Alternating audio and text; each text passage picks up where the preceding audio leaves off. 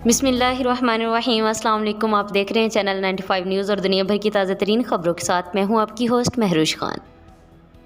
आज की अहम खबर से आपको आगाह करते हैं। वफाकी वज़ीर असद उमर की ज़ेर सदारत national command and operation centre NCOC का अहम अजलास आज होगा। सूबाई वज़रा और चीफ सेक्रेटरीज वीडियो लिंक के ज़रिए इजलास में शरीक होंगे। बात करते हैं, सिंध हाई कोर्ट ने बुजुर्ग शहरियों को इलाज में 25% राहत ना देने के खिलाफ दरख्वास्त पर आइंदा समाअत पर सेक्रेटरी सोशल वेलफेयर और चेयरपर्सन सीनियर सिटीजन कौंसिल को तलब कर लिया है।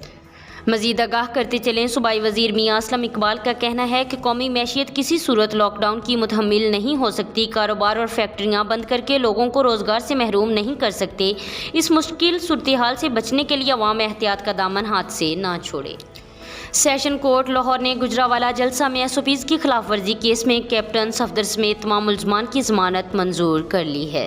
अब कुछ खबरें दुनिया भर से। सऊदी अरब में मुक़द्दस मसाजिद की इंतज़ामिया के सरबराह डॉक्टर अब्दुर्रहमान असदीस ने कहा है कि मस्जिदुल हराम, मक्का मुकरमा और मस्जिद नबवी मदीना मुनव्वरा में रमज़ान के दौरान इज्तिमाई अफ्तार और एतकाफ़ पर पाबंदी रहेगी। उन्होंने कहा कि इस साल मुक़द्दस मसाजिद के लिए रमज़ान प्रोग्राम कोरोना वबा से बचाव के असूल पर तैयार किया गया है।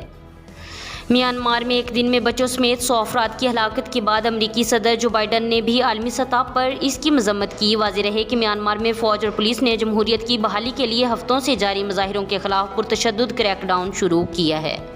आखिर में बात करते हैं, हुकाम के मुताबिक बांग्लादेश में मुजाहिरीन और पुलिस के दरमियान झड़पों में एक नौजवान हलाक जबकि दर्जनों अफराद जख्मी हुए हैं। फ्रांसीसी खबर रसादारी के मुताबिक बांग्लादेश में गुज़िश्ता 3 दिन से इंडियन वज़ीर आज़म नरेंद्र मोदी के दौरे के खिलाफ सख्त गैर मजहबी जमातें एहतजाज कर रही हैं। ये थी दुनिया भर की ताज़ा तरीन खबरें। मज़ीद ऐसी खबरें सुनने और देखने के लिए हमारे चैनल को सब्सक्राइब करें, बेल आइकन को प्रेस करें ताकि जो भी नोटिफिकेशन हो सबसे पहले आप तक पहुँचे। खुदा हाफिज़।